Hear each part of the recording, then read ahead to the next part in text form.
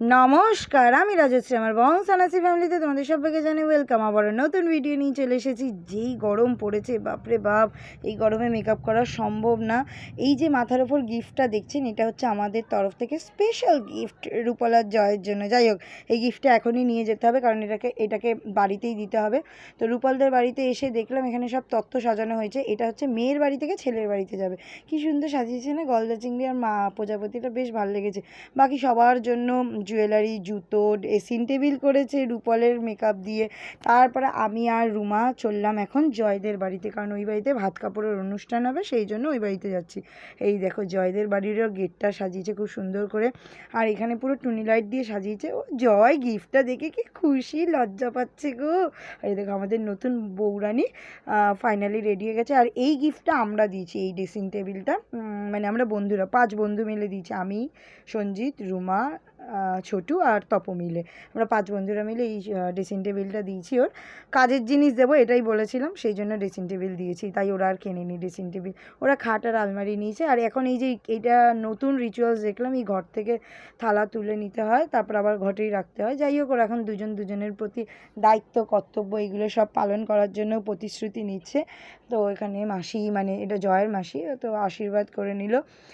তো মহারানীকে দেখেছেন আজকে কত সুন্দর লাগছে, ভালো লাগছে সিঁদুর পরে, তাই না? সিঁদুর পরলে মেয়েদের মুখটাই পাল্টে যায়। যাই হোক, খুব সুন্দর লাগছে। বিশাল গরম, বিশাল গরম, ঘেমে চান হয়ে যাচ্ছে। জয় অন্য সময় বলছে, অন্য সময় তো এইভাবে জড়িয়ে এসে ধরো। হ্যাঁ, এখন এরকম আলগা আলগা করে ধরছে কেন? সবার সামনে কীভাবে বলে না, ওই পারে বলতে সবার সামনে, ওর কোনো ব্যাপার নেই, ওর মান সম্মান নেই। যাই হোক, এখন ফাইনালি ও ভাত টাত খেয়ে দিয়ে এখন ওর যাবে অঙ্কিতা কাছে মেকআপ করতে। এই যে ট্রলিটা আমরা নিয়েছি, এই ট্রলিটার মধ্যে সব জিনিসপত্র রয়েছে। এখন আমরা চলে যাব ওকে দিয়ে।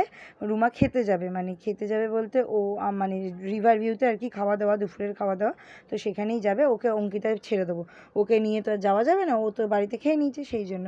আর রুমা দেখছে, দেখো রোদে দেখা যাচ্ছে না, আর আমার কি খুশি লাগছে, আমার মনে একদম আলাদাই সোয়াগ চলছে। হ্যাঁ, রাত্রিবেলায় রিসেপশন, কিন্তু আমি যে নোকটা তুলে দিয়েছি এটা শুনেই খুব খারাপ লাগছে, মানে ভেবেই খারাপ লাগছে, শুনে না ভেবেই খারাপ লাগছে।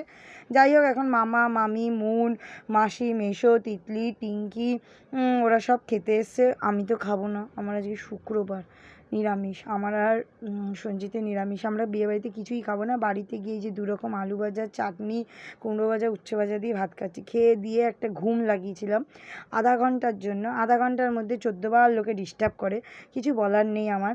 তারপর তীর্থ এসেছিলো, তা তীর্থকে দিয়ে আমার চুলটা ফাইনালি স্ট্রেট করালাম। ও চুলটা স্ট্রেট করতে কিন্তু খুব ভালো পারে, মানে ধৈর্য ধরে। এটা না আমার ভাইয়ের ধৈর্য আছে, না সঞ্জিতের ধৈর্য আছে। সঞ্জিতকে দেখবে ঘুরে ঘুরে বেড়াচ্ছে, এই দেখো কী সুন্দর করে চুলটা স্ট্রেট করে দিয়েছে। আর ওকে দেখো, এই দেখো ঘুরে ঘুরে বেড়াচ্ছে।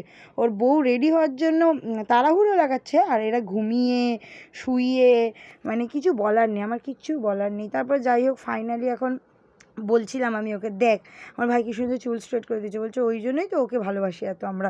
তো যাই হোক, তারপরে ফাইনালি এখন চুল স্ট্রেট করে জামাটা পরে নিলাম, পরে এখন ফুলের সজ্জার জিনিসপত্রগুলো আনতে যাচ্ছি, যেগুলো অর্ডার করা ছিল। ভিডিওটা ভালো লাগলে অবশ্যই শেয়ার করবেন, লাইক কমেন্ট করবেন। সবাই ভালো থাকবেন, সুস্থ থাকবেন, রাধে রাধে।